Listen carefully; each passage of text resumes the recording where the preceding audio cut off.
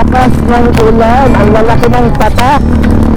At ayan mga kabalen, no, ang isa pang nakakatuwa dito sa Skyway, no, dahil nga nasa taas tayo, kitang-kita mo yung view ng Maynila. So ayan yung mga magagandang nagtataasang building na yan, no? So parang nasa ibang bansa ka pag titignan mo. Ayan, so ito na yung mga villa nila. So at my back, ito yung malaking villa, yung main villa nila. And then on this other side, ito naman yung mga small villas.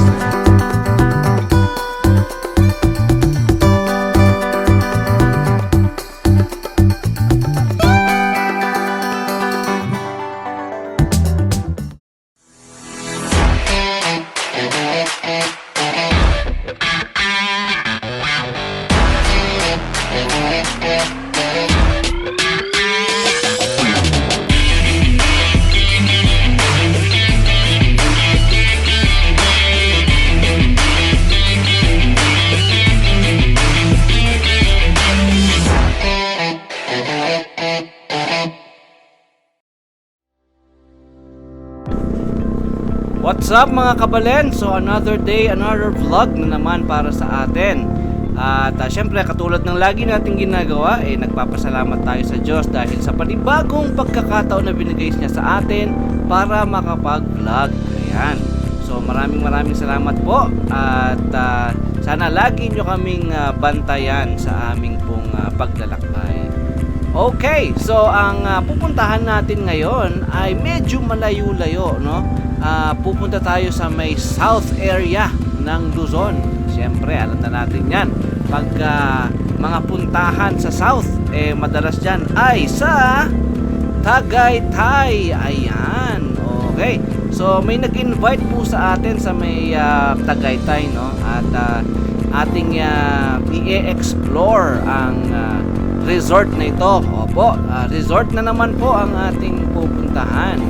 At ang pangalan ng resort ay Serenity Villas Tagaytay. Ayun. Okay. So salamat po sa nag-invite at atin masasaksihan ang napakagandang resort na ito. So samahan nyo ako mga kabalen at sabay-sabay nating i-explore itong resort na ito mamaya. At ito na nga mga kabalen, ang sinasabi ko, aabutan tayo ng ulan. At pasensya na po kayo dahil nagpalit ako ng mic. Kasi yung kanina gamit ko, kaya siguro medyo mas maganda yung quality dahil yung wireless mic yung gamit ko. Pero kasi hindi siya pwedeng mabasa, kaya pinalitan ko muna at binalik ko itong aking lumang helmet mic na pumipitik. Pasensya na po, hanggat gusto ko po pong mas maganda ang quality ng audio natin, wala pa po tayong pamalit. So tiis-tiis lang po muna for now. Kung hindi naman po umulan, hindi naman sana ako nagpalit dun sa yung gamit ko kanina yung wireless. Pero syempre dahil uulan, ayaw naman natin masira yung wireless mic. Ayan. So at least yung GoPro, sana waterproof nga sana ito. 09, sana hindi siya masira, no? Ngayon pa lang natin siya matetesting na mababasa siya sa ulan. Okay, nakita nyo naman mga kabalen, no?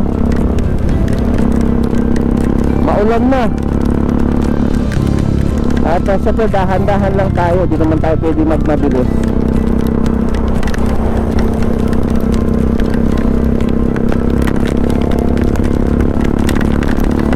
Lakas ng ulan, ang lalaki ng tatak. So talagang maliligo tayo for today's video. Ligo tayo for today's video mga kabalen. Ayan, pero mamaya sigurado matutuyo naman tayo. Importante makarating tayo sa ating destinasyon. Okay, ayan. Ang saya-saya mga kabalen, no? Pagdating natin dito sa area na to ng NLEX, walang kaulan-ulan at ang ganda ng sikat ng araw. So para tayong pinaglalaroan ng panahon. Well anyway, nakapagpalit na tayo ng microphone again, no? Kaya medyo mas maganda na siguro itong ating microphone quality or audio quality. So, ayan. Tuloy na po natin ang ating biyahe, mga kabalen. Okay, so ito na nga mga kabalen, no? We are now entering Skyway Stage 3. Okay. So medyo dahan-dahan lang tayo dito mga kabalen dahil 60 lang po ang speed limit dito. So meron naman part dito na medyo pwede na mag-80 pero bandang dulo pa yon. So kailangan medyo law-abiding citizen tayo dahil hindi po tayo sasantuhin dito. Marami na pong nakakapatunay niyan at sila po ay nabigo. So, ano lang po, chill lang po dito. Sana dito yung meron tayong cruise control. Ayan. So nakikita natin sa mga ibang idol natin na vloggers, no? Naka-cruise control sila at talagang kitang-kita mo naman chill ride. Kumukuya-kuy pa yung paa. At naka no hands. Ayan. So, ayan. How I wish may cruise control itong ating Dominar 400. At isa pa sa nakakatuwa dito sa Skyway, no, dahil nga elevated siya, kitang-kita mo yung view ng buong Metro Manila at yung mga naglalakihang mga building. So, para kang nasa ibang bansa. Yan. At itong mga flyovers na naglalakihan. So, medyo nakaka-amaze dahil hindi naman ganito karami ang makikita mo sa Pampanga. Although may mga matataas na building dahil maunlad na rin naman ang Pampanga, no? Pero hindi kasing dami dito sa Manila or sa Makati ganyan or sa may BGC. So yun, nakakatuwang tingnan. Okay, so end of Skyway na po tayo mga kabalen. So we are now entering SLEX. Eto, kahit baro-balan na dito. Wala na pong dito. Wala nang gobyerno dito sa SLEX. Talagang makikita mo, talagang agresibo lahat ng mga driver.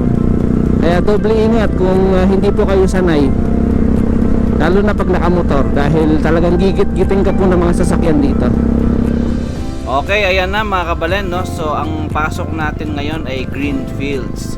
At pagkatapos ng exit natin dito sa SLEX, papasok na tayo ng Calax.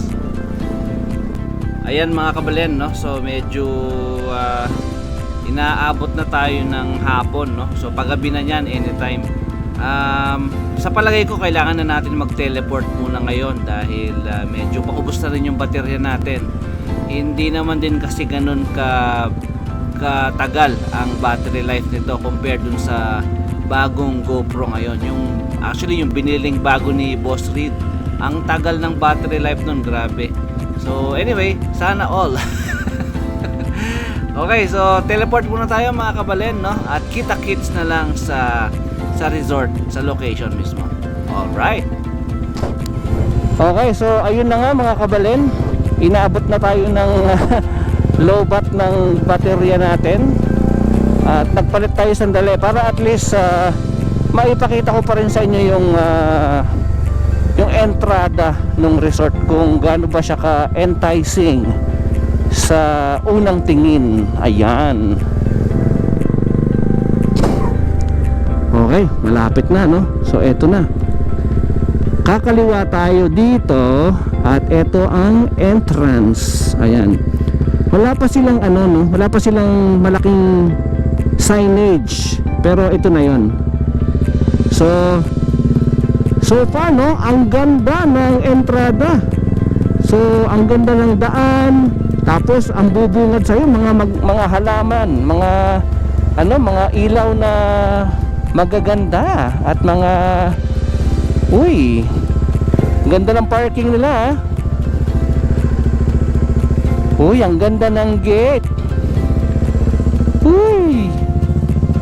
Naman, ang ganda.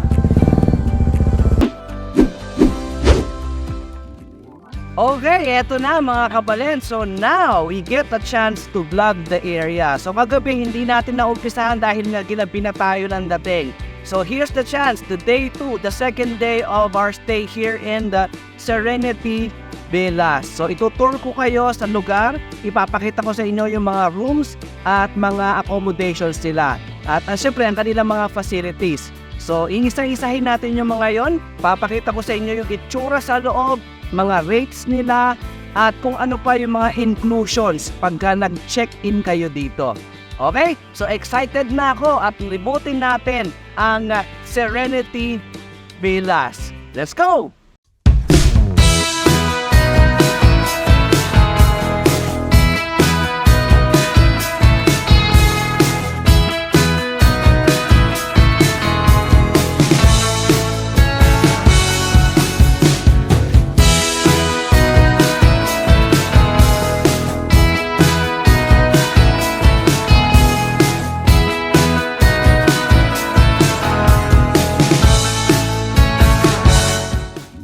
Okay, so mga kabalen, pasok na tayo sa resort mismo, no?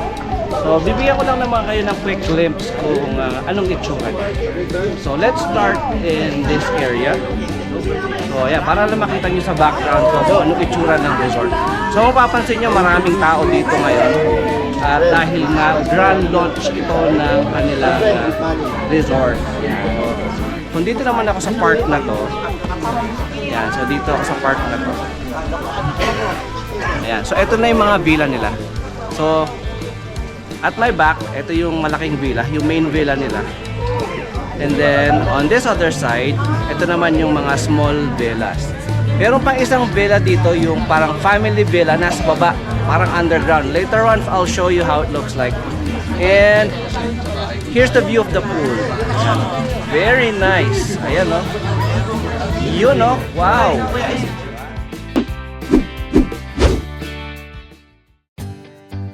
Ang Serenity Villas ay matatagpuan sa Tabuluan Road, Purok 213, Barangay Zambal, Mendez, Tagaytay, which is about an hour and 50 minutes drive from Metro Manila.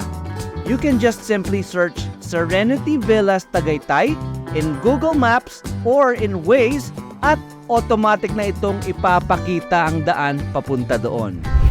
Very convenient lang din ang papunta dito dahil sa tulong ng ating mga expressways, napapadali at nagiging smooth ang biyahe papunta ng Tagaytay. Ang resort na ito ay mayroong tatlong klasing villas. Ang main villa, dalawang small villas, at ang family room. Talaga namang kayang-kayang i-accommodate ng resort na ito hanggang maximum na 21 katao. Umpisahan nating i-explore ang kanilang main villa. Pagpasok nyo pa lang sa villang ito ay tatambad na sa inyo ang napakalaki at very elegant na living room at furniture. Meron itong kitchen, dining area, at kapansin-pansin din ang kanilang mezzanine na talaga namang nakadagdag sa aesthetics ng lugar. Next up, ito naman ang isa sa mga paborito ko, ang entertainment area na kung saan meron silang napakalaking LED Smart TV and sobrang komportableng mga furniture. A perfect bonding area to play your PS5 or sing-along sessions with your family and friends. Meron din silang over 300 Mbps na internet connection speed. Ang bilis! Kaya naman, perfect din ito na pang work from home. Business with pleasure, ika nga nila. Ang main villa ay merong dalawang room sa ibaba.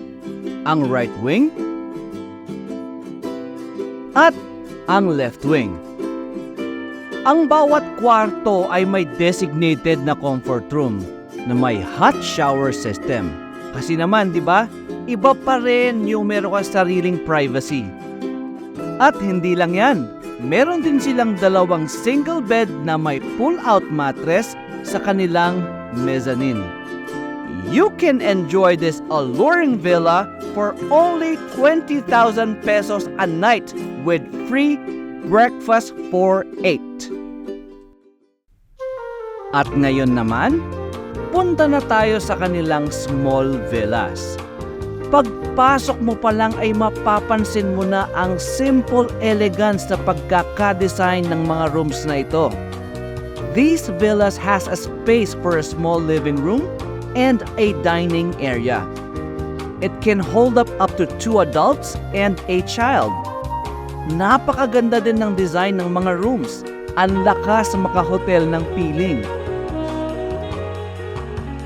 Meron din itong napakalinis na comfort room with hot and cold shower system, syempre. You can stay on these amazing villas for only 7,500 a night, including breakfast for 2 adults and a child. Kaya naman, siguradong sulit ang stay nyo dito. And last but not the least, the family room. Makikita ang room na ito sa ibaba ng small villas. Kaya talaga namang kung privacy ang hanap ninyo, ito ang marirecommend ko. Mas malaki ang room space nito kaysa sa small villa. But the concept of this is parang studio type na condo unit. Dito, makikita ang creativity ng pagkakadesign ng room na ito. Though magkakasama na lahat sa iisang room, napaka-spacious pa rin and mapapansin mo na nagko-complement ang bawat section. Talaga namang pinag-isipan ang bawat design. This unit also has its own bathroom with hot and cold shower system. Kumpletos ricados, ika nga nila. You can avail this tremendous family room for only 8,500 a night with free breakfast for 3 adults and a child. In case naman na you would like to have the entire place for yourselves, the whole place can be rented for only 33,500 a night during Mondays to Thursdays and 38,500 a night during Fridays and Sundays. Meron din itong free breakfast for 15 packs. Talking about amazing place and sulit price. Aba, eto na yun. Dito ka na sa Serenity Villas. Mag-e-enjoy ka na, makakapagpaaral ka pa ng mga batang mahihirap. Para mas maintindihan mo, tapusin mo ang video ito. Good morning, Cabalen! So we are now at the Serenity Villa, wherein we are at the main villa itself. And we are very fortunate because we get to interview the manager and the founders of this very stunning resort. So let's start with Hyatt, the manager. Would you like to say hello to our followers? Hello. And Mr. MacArthur? Hello. And Mrs. MacArthur? Hello, Cabalen. Wow. And I just want to give you a quick trivia. Mrs. MacArthur here, even though she spent most of her life in the US, but she's a full-blooded Kapampangan, a true Pinay. And she never forgotten the language. She speaks very fluent Kapampangan. And would you like to say hello in Kapampangan to the televiewers? Kumusta kayo ng Ken? O yan, biyasa ko pang mga Pampangan. Pero masyado kayong Tagalog. Pero sabi ng Mr. Mendoza, ating subtitle, na magsalita akong Kapampangan. There you go. See? She's even better than me. Mas marunong pa siya sa akin. So, I think the question is for Hyatt. Would you mind give us an idea on, about the resort or how did it started, something like that? It started exactly a year ago. Yeah, a year ago, my boss, which is Miss Jojo Mendoza, told me, Ayat, can you help me to build a foundation for my auntie because she wants to have a legacy here in the Philippines to help people. And I said, okay, I'll help you. I thought it was just for yung documentations, registrations of the foundations, because that's my job in our company, which is the youth travel. Then, sabi ko, okay po, sige po, tutulungan ko po kayo sa pag-build. That time, Miss Jo already have this land. And it's for just a vacation house for Miss Luz. Then, she thought na why we should do it as the foundation house. So, it will fund our foundations. Then, that's the presentation came from. That's where I started my presentations for the foundation. Then, to pass it forward, I never thought, I just thought it just, okay, baka matagalan pa. Kasi foundation, it takes time to build the house, to build the foundation itself. Then, but I don't know, for some reason, 1 month after we go to Paris, the registration of the foundation lumabas and it was approved. And I told them that, yeah, the foundation was approved, and they started as well the building of this house, because, of course, with the help of these two people behind me. That's it. Then, 1 year after, here we are opening our foundation house to have the Serenity Villas for the foundation as well, for the purposes. Wow, that's a very one heck of a story, history. Now, as she is telling us, there's something about foundation. I've heard there's something more about this resort. It's not just a place to relax or a place to swim or, get a vacation. I've heard there's a bigger or a greater purpose for this resort. Would you mind educating us or giving us an idea on what is that? Sure. Mr. MacArthur? Sure. Well, as you say, this is not just meant to be a resort. For many, many years, my wife and I have been supporting education in this country and in many other countries in the world. Each of us was the beneficiary of scholarship help at high school, university, and in my case, law school level. And we appreciate the importance of education. Next to health, it's absolutely the most important thing for young people. We, as I say, have supported here in the Philippines scholarships for many years. We've done it elsewhere, in India and in Madagascar and throughout Africa, because we believe very, very strongly in this. We wanted to leave something, however, in the Philippines that would continue after we're gone. We wanted to create something that would generate cash that could go towards foundations. And that's the purpose behind the Serenity Villas. It's a lovely place to stay, but if you come and stay here, just know that in addition to enjoying yourself, you're benefiting scholarships for poor Filipino students throughout the country. So you're doing a good thing, you're doing a good turn, as well as enjoying yourself. Thank you. Wow. Mr. MacArthur, that's very selfless intention. So whoever checked in this villas, I mean, they're just not gonna relax or see a beautiful view, but even helping out students to get their education.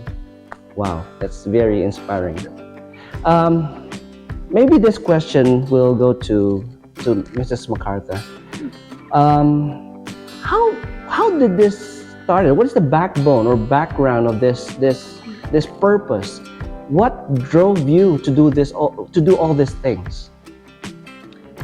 Well, it's a bit interesting. I think I would be one of you. Let's put myself a few right now who are looking for someone to fund your education.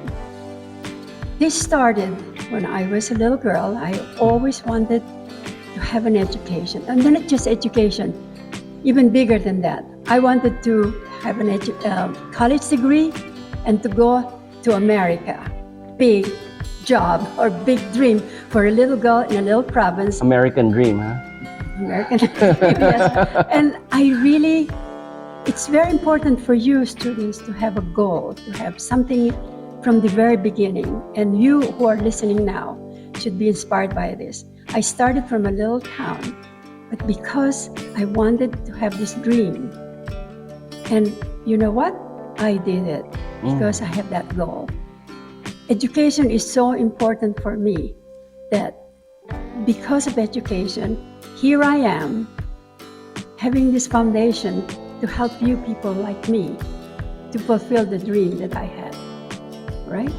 So, We should also talk about your career at the United Nations.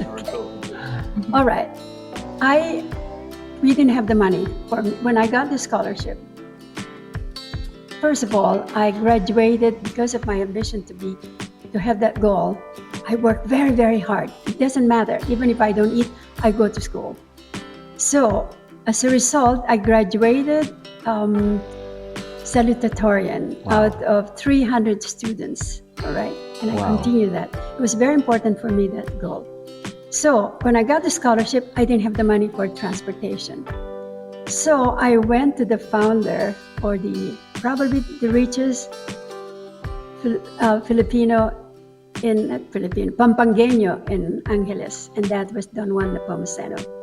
I went to the school called Holy Angel Academy at the time, and it's now called the Holy Angel University, big university.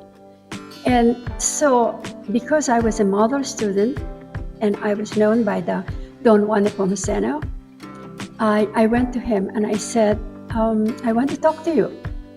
What is that about? And he said, I'd like to have breakfast with you. And he said, okay, come over. So he said, what's your favorite breakfast? I said, ensaymada. It's the reason I couldn't afford it. So he said, okay, I'll have breakfast with you. So I went there and I have a big speech to say, it will be an honor for Holy Angel Academy to have a student to go to America.